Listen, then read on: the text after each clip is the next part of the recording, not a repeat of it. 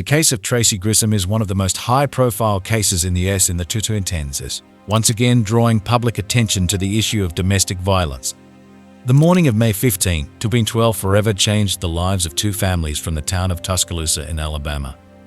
32-year-old Tracey Grissom took a gun, got behind the wheel of her Chevrolet, and set off in search of her ex-husband Ron. Less than an hour later, Ron was dead, and Tracey had cold-bloodedly called 911 herself and reported the events. Their marriage lasted 8 years and was full of suffering and cruelty. Ron repeatedly beat, raped, and humiliated Tracey. After the divorce, the woman hoped to start a new life, but according to her, Ron continued to stalk and threaten her. Tracey claimed that she killed her ex-husband in defense of her own life. The prosecution, however, accused her of premeditated, planned murder. This ambiguous case split the local community. Some sympathized with Tracey as a victim of years of abuse, while others condemned her as a cold-blooded killer. The trial was a test not only for Tracey, but also for the justice system. Will the jury be able to see beyond one crime the story of exhausting abuse? And most importantly, where exactly is the truth? Now I will tell you everything in detail. My name is Detective Brooks, and you're on the DBS channel. Let's get to the bottom of the truth. Ron Grissom grew up in a family with strong traditions in the small town of Tuscaloosa, Alabama. The boy was born and raised in a strong, traditional family where an atmosphere of love and support prevailed. His father Ronnie and mother Rose were happy with their sons and proud of their successes. During his school years, Ron was the star of the local baseball team. Everyone remembers him as a cheerful, sociable young man, the life of the party. It seems that this was when he first tried alcohol and marijuana, the usual mischief for boys of that age. However, these seemingly innocent experiments laid the foundation for an addiction that would later ruin his life. After school, Ron, as befits, went to work with his father in the family construction business. It was a good, stable job with prospects for growth in the future. But it seems the guy lacked the drive and thrill. He still liked to relax with friends, drink a couple of beers, and smoke various psychotropic substances. In 2003, fate brought Ron together with Tracey, a blonde a couple of years older than him. She already had an unsuccessful marriage behind her and a young son. But Ron seemed to really fall in love. Despite the warnings of relatives, he married Tracey a year later. At first, everything was going well, but soon problems returned. Substance abuse does not go unnoticed, believe me. Soon quarrels began in the young family, and when their long-awaited daughter Anna was finally born in 2006, after several miscarriages, the situation worsened. The girl was born prematurely with heart defects. The burden of caring for her fell on Tracey's shoulders, while Ron increasingly withdrew from affairs. Instead of being with his wife and children, he increasingly hung out with friends and had affairs on the side. Of course, this infuriated Tracey. She was jealous and made scenes. According to her, that's when Ron first raised his hand to her, although he later denied the beatings. In 2010, Tracey couldn't take it anymore and filed for divorce. It would seem that now Ron had a chance to start all over again, to become a better father to Anna. But no, the ex-wife claims that he still broke into her house, threatened and abused her. Even after the official dissolution of the marriage in 2011, Ron allegedly did not leave Tracey alone. Of course, the man denied all accusations. He said that these were Tracey's fabrications, a way to take revenge on him. He returned to live with his parents, worked in their firm, and tried to get his life back on track. Now let's get to know the other key figure in this tragic story better, Tracey Grissom. The woman was born on November 24, 1976 in the small town of Northport, Alabama. She was the only child of Mike Hennigan, a Vietnam War veteran, and his wife Diane. I suppose her father saw in his daughter the embodiment of his unfulfilled dreams and had high hopes for her future. Tracey grew up to be an active, purposeful girl. She did well in school, played sports, and dreamed of someday mastering the noble profession of a nurse. Everything was going well, and it seemed that a worthy career and a quiet life awaited her. After graduating from school, Tracey entered the local college for nursing courses. There she met her first husband and quickly married for great love. But family idyll did not last long. In 2001, when their little son James was born, the relationship had already cracked. A couple of years later, the marriage finally fell apart, and Tracey was left alone with a child in her arms. Perhaps it was then that despair settled in the heart of the young woman. After all, she so longed to find a reliable male shoulder, a loving father for her boy. And then, as luck would have it, Fate gives her a second chance, a meeting with Ron Grissom at a party in 2003. Ron was younger than Tracey, but his sincere care for little James melted her heart. A year later, they were married. But dreams of a cozy family crashed again against the harsh reality. Shortly after the wedding, it turned out that Ron had problems with illicit substances. Tracey did not tolerate this, and conflicts began.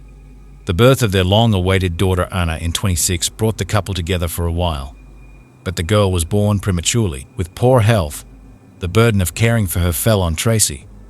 The husband not only did not help, he increasingly plunged into bad habits and behaved aggressively. According to Tracey, from 29, Ron constantly humiliated her, raised his hand to her. It happened that during quarrels, the woman suffered such beatings that she had to make up stories to colleagues about accidental falls down the stairs. I can imagine how unbearable it was for her to hide the bruises under a layer of foundation and pretend that everything was fine. In 2010, Tracey's patience snapped and she filed for divorce. Unfortunately, even after the breakup, the nightmare did not end. From then on, according to Tracey, her life turned into sheer hell. She was afraid to leave the house, suffered from constant anxiety and nightmares. She turned to the police for help, but to no avail. She had to rely only on herself. So the woman bought a gun so, in her opinion, she could protect herself and her children from her furious ex-husband. So, Tracey and Ron's marriage, which lasted 8 long years, was more like hell than a union of 2 loving hearts. Tracey's story paints a horrifying picture. For years, her husband subjected her to inhuman abuse. Beatings, forced sex, death threats. It seems that Ron did not disdain any way to humiliate and intimidate his wife. It was especially scary when he was pumped up with various psychotropic substances or alcohol. At first, Tracey tried to fight.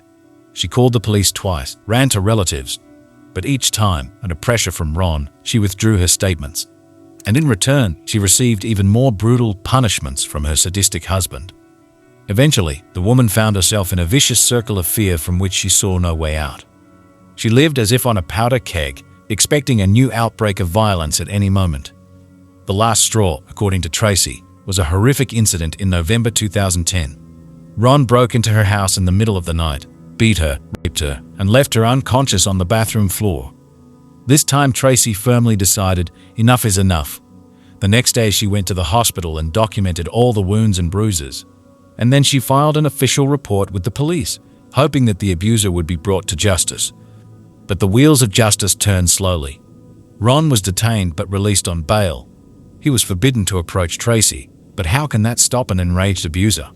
He violated the ban again and again, came demanding to see his daughter. And it is noteworthy that Ron's parents and friends did not believe in his guilt and supported him in every possible way. Black days began for Tracey. She almost never left the house, afraid of meeting Ron. She armed herself with a gun for self-defense.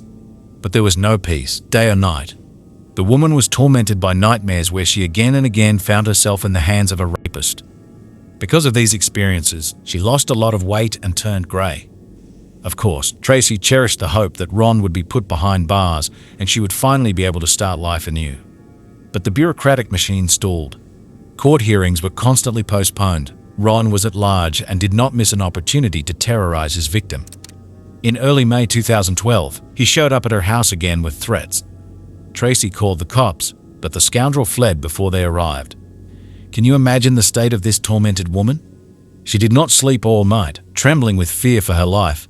And when she found out that Ron had even got a job, although he had previously pretended to be unemployed in order not to pay alimony, her despair reached its limit. The morning of May 15, 2012 turned out to be remarkably clear and warm, but not for Tracey Grissom. Then the 32-year-old woman woke up with a heavy heart and obsessive thoughts about her ex-husband Ron. She was going to a job interview for a nursing position, but she couldn't concentrate at all, because she had just found out Ron, who swore up and down in court that he was unemployed, was actually working again. And this infuriated her to no end. Tracey decided to expose her ex-husband's lies at all costs. She got behind the wheel and headed to the place where Ron usually worked, the construction side of the firm, Grissom & Grissom. The plan was simple, to take a few photos of Ron at his workplace and then present them in court as proof of his deception. Approaching the construction site, Tracey saw the company's billboard from afar, and the next moment her heart sank. There was Ron himself.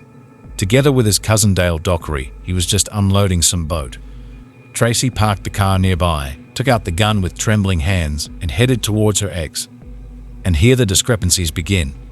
According to Tracey, as soon as Ron noticed her, he immediately rushed in her direction with curses and a threatening look on his face. The woman panicked, pulled out a weapon, and shouted for him not to approach. But he allegedly did not even think to stop. That's when she fired, supposedly defending herself. However, the Dockery brothers tell a completely different version. They say that when Tracey drove up and Ron saw her, he immediately shouted to Dale to call the police, and he himself rushed to flee, trying to hide. But Tracey started shooting after him. Be that as it may, as many as 6 shots were fired. 4 bullets found their target. 1 hit Ron in the shoulder, 1 in the forearm, 2 in the back. The heavily wounded man collapsed to the ground and tried to crawl away. But Tracey came up almost point blank and cold-bloodedly finished him off with 2 shots to the head. Later, the examination will confirm it was these control shots that proved fatal for Ron. After the deed, Tracey returned to the car, put the gun on the hood, and called the police. She told the dispatcher that she had just shot her ex-husband, who had been abusing her for years. She seemed to be asking for help and at the same time confessing to murder. The local police from Tuscaloosa arrived at the crime scene very quickly. Tracey Grissom, surprisingly, did not resist arrest at all. She immediately confessed to the deed, explaining her actions by years of violence from the late Ron. Now her fate was in the hands of the investigators. The detectives thoroughly documented the crime scene, interviewed all possible witnesses, and seized physical evidence, primarily the gun with Tracey's fingerprints. Ron's cousin, who saw the shooting with their own eyes, immediately gave their testimony. According to them, it turned out that Tracey purposefully came to Ron's place of work, called him out to talk, and then started shooting. Moreover, as Dale Dockery claimed, Ron did not show any aggression towards his ex-wife and only tried to escape and hide. The body of the deceased was sent for autopsy, and the conclusions of the forensic experts were unfavorable for Tracey. The bullets that hit Ron in the back when he was already lying on the ground, defeated, turned out to be fatal. These facts clearly did not fit with Tracey's version of self-defense. Rather, they indicated that she had arrived at the meeting with a clear intention to kill her ex-spouse. However, during interrogations, Tracey remained surprisingly calm and consistent. Slowly, in detail, she retold the investigators about the years of suffering she had to endure with Ron. She recalled constant beatings, humiliation, rape. She emphasized that her ex-husband terrorized her even after the divorce, not allowing her to live a normal life. However, the investigation also had other testimonies.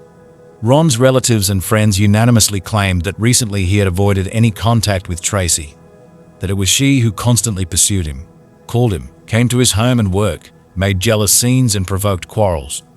They say that Ron was desperately trying to start life from scratch. And then such a tragedy. Moreover, the detectives did not find any evidence of Ron's visit to Tracey's home on the eve of the murder, which she spoke about. The neighbors interviewed heard and saw nothing of the kind. The surveillance camera recordings also did not record anything suspicious. On the other hand, the ex-wife found several witnesses ready to confirm her words. In particular, her friend Lauren Richards said that Tracey had come to her more than once during that period, hiding from Ron, and Lauren saw with her own eyes numerous bruises and wounds on her friend's body. But as it turned out, all these testimonies concerned events that had happened several years ago. The investigators did not find any evidence that Ron had abused Tracey during the last months before the murder. Instead, their attention was drawn to one strange fact. It turns out that Tracey had a valid life insurance policy on her ex-husband and regularly paid the premiums. Although usually divorced couples terminate such policies, but the most interesting thing is different. The day before the murder, the woman called the insurance company. She admitted that now she really needed money, and she clarified the details of the insurance coverage. Having weighed all the collected facts and testimonies, the prosecutor's office of the district qualified Tracey Grissom's actions as premeditated murder in the first degree. The woman, who allegedly only sought to protect herself from a domestic tyrant, now faced a serious term up to life imprisonment, and only the decision of the jury would determine whether her reprisal against Ron was justified. My God, what drove her to such a desperate act? And was self-defense really the only motive? What other secrets does this horrific story of family hell hide? The case was heard in the Circuit Court of Tuscaloosa, Alabama, and attracted considerable attention from the public and the press.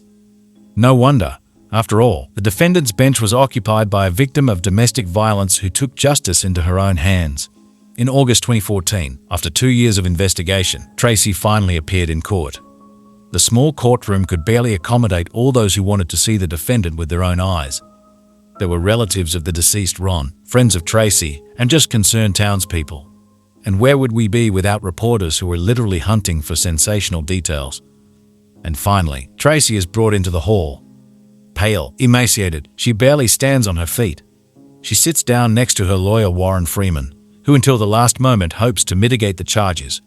Maybe, instead of intentional murder, it will be possible to prove unintentional, committed in the heat of passion. But where there? The prosecutor is adamant. Tracey Grissom must answer under the most serious article. The defense strategy is based on evidence of years of violence that Tracey had to endure from her late husband. Lawyer Freeman provides the court with medical reports made after Ron brutally beat and raped his wife in 2010. Allegedly, the woman is still suffering from post-traumatic stress disorder and at the time of the murder was in a state of passion. She did not control herself when she shot the abuser. But here the judge makes an unexpected move. He forbids showing the jury photos of the beaten Tracey, taken a few days after the rape. Because, you see, formally these pictures do not prove Ron's guilt, because the case of violence at the time of his death was still pending in court. Such a twist! And the prosecutor, meanwhile, takes the bull by the horns. Instead of digging into the past, he focuses on the events of the day of the murder. Why, he says, did Tracey come to the meeting with Ron armed? Why did she continue to shoot when he was already lying wounded? And most importantly, what got into her the day before to call the insurance company to be interested in payments? The atmosphere in the courtroom is oppressive, electrified. Ron's relatives are openly calling Tracey a cunning murderer who lured her ex into a trap for money. Tracey's loved ones are sobbing as she describes in detail the suffering and fear for her life that she endured. But the biggest blow is yet to come. When asked by the prosecutor if Tracey regrets what she did, she utters a phrase that takes the jury's breath away. No, if I could turn back time, I would do it again. I only regret not shooting him earlier. After such words, even the most sympathetic jurors begin to doubt. Was she really acting in self-defense? The finale of the trial is expected and no less dramatic. After several hours of debate, the jury finds Tracey Grissom guilty of first-degree murder. No matter what the lawyer said about domestic violence, the reprisal against a defenseless man went too far. The judge gives the defendant the last word, but she only silently shakes her head, eyes downcast. She is given 25 years in prison. Friends, looking through the materials of this case, I couldn't get rid of the thought, if only Ron's abuser had been convicted of domestic violence at the time, would it have come to such a bloody denouement? If the state had provided Tracey with reliable protection, helped to break the toxic connection with the abuser, would she have dared to take the law into her own hands? You see how easily the situation gets out of control when the escalation of violence is not stopped in time, when cries for help are ignored. This tragedy should have been a lesson for all of us. Countering domestic terror is not only a matter for the police or social services. It is a shared responsibility of society, of each and every one of us. Friends, the case of Tracey Grissom is not just another criminal story.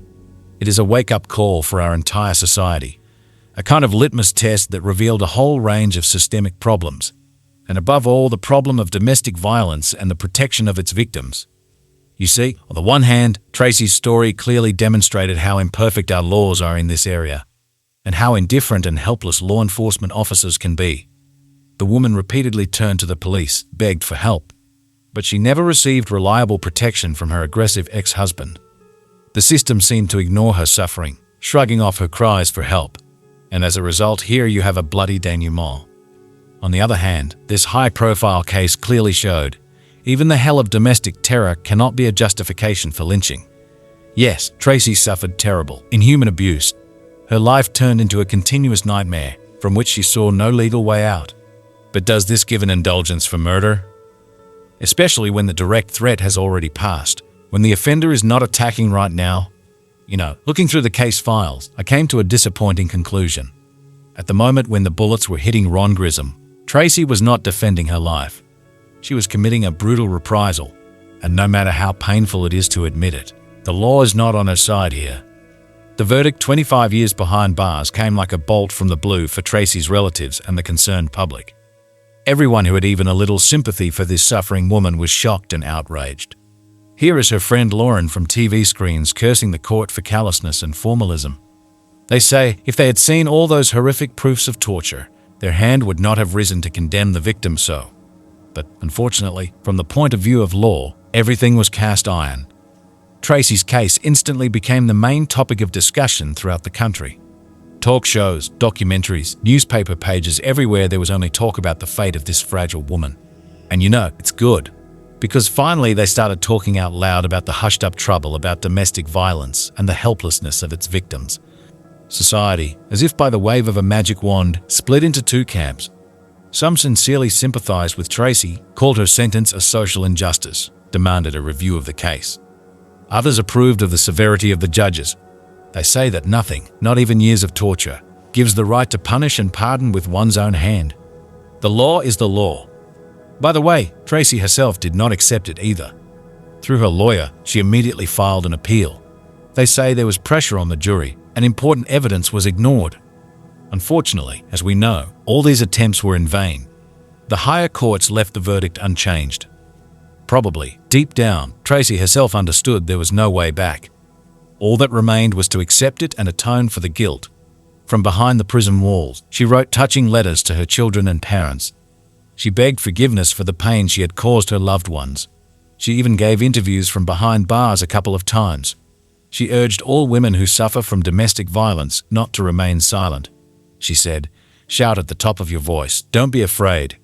Seek protection from the law, not from weapons, because weapons will not lead to anything good." Tracey herself will pay in full for her fatal choice with her freedom. She will see freedom only in 2029, at the age of 53. And she really hopes that at the prison threshold she will be met by her adult children's son James and daughter Anna. Then, perhaps, she herself will promise herself never to repeat the terrible mistakes of the past. Friends, today I want to talk to you about one of the most painful and ambiguous topics in our society. About domestic violence, lynching, and the inexorability of justice. A vivid example of this problem is the case of Tracey Grissom, a woman who is driven to despair by years of abuse by her husband. Can her act really be called self-defense? Where is the line between the victim's right to salvation and the law's obligation to punish the murderer? Let's try to figure it out. A terrifying picture emerges from the case files. Tracey suffered for years from the cruelty of Ron Grissom. Beatings, humiliation, sexual violence. It seems that this man did not disdain anything to break his wife. Even after the divorce, he continued to terrorize her and the children. It is easy to imagine the hell in which this tormented woman lived. At some point, she probably really believed, Ron will not calm down until he kills her or someone close to her. But the law is the law, and it clearly distinguishes between self-defense and lynching. Here I must agree with the conclusions of the investigation. The circumstances of Ron's murder in particular, the control shots into a motionless body, do not at all fall under the definition of necessary defense. Tracey clearly crossed the line beyond which fear for one's own life becomes a thirst for reprisal, and no matter how painful it is for us to admit it, according to the letter of the law, she deserved the sentence. Another thing is that this case has become a litmus test for the entire legal system. It exposed glaring gaps in the mechanisms for protecting victims of domestic terror. Well, think for yourself. Tracey repeatedly begged for help, but the police waved their hands every time. They say, "We do not interfere in family quarrels." Left alone with her pain, feeling hopeless, the woman grabbed a weapon. So, don't we have to share responsibility with her for this tragedy? Yes, we are with you. All those who for years watched Ron's bullying and did not intervene. All those who lacked compassion to lend Tracey a shoulder. Finally, all of us who tolerate the silent existence of domestic violence next to us. Is it really necessary to wait for a bloody denouement in order to remedy this trouble? This sad case must awaken our society. We must together create an atmosphere of zero tolerance for violence in the family. Provide victims with reliable protection and support mechanisms. After all, the main conclusion of the Tracey Grissom case is this: no suffering justifies murder. And if we do not want to observe new tragedies, lynching must remain outside of civilization. And you know, here I especially sympathize with Tracey's children, little James and Anna. Not only did they lose their father, so now they will be left without maternal love and care for many long years. It's scary to even imagine the mark this story will leave on their aching hearts. So let Tracey's fate be a warning and an incentive for change for all of us. A reminder to victims of violence, you are not alone. There are help services, there are caring people, there is truth and justice. The main thing is not to be silent, not to be ashamed. Call for help, seek salvation. And remember, even the most terrible nightmare does not give you the right to reprisal or murder. And society must do everything so that the bloody story of Tracey Grissom never happens again. Change laws, teach the police and social services to prevent tragedies. But first of all, to change our own attitude. Not to look away when dishes are breaking and curses are heard behind the neighbor's wall. Not to be silent when hearing from a colleague that her husband beat her. To extend a helping hand to those who are dying next to us in domestic hell. Because violence is a terrible evil that destroys not only bodies, it cripples destinies, plunders souls, and we can resist it only together, people of goodwill. To notice, stop, protect in time, this is our common duty. After all, our humanity is determined not by beautiful words, but by concrete actions. So let's not be indifferent. Let's not tolerate meanness and cruelty. Each of us is responsible for what is happening nearby. And our non-interference, our silence is also a kind of crime. Such are the sad but very necessary thoughts brought to my mind by the case of Tracey Grissom. I hope that this story will become for you not just a creepy read, but also an occasion to think, sympathize, act. Remember, no one is insured against domestic terror, and the salvation of victims is a matter for our hands. So let's not stand aside from someone else's grief. After all, indifference kills just like bullets, and humanity, truth and justice are our common weapon.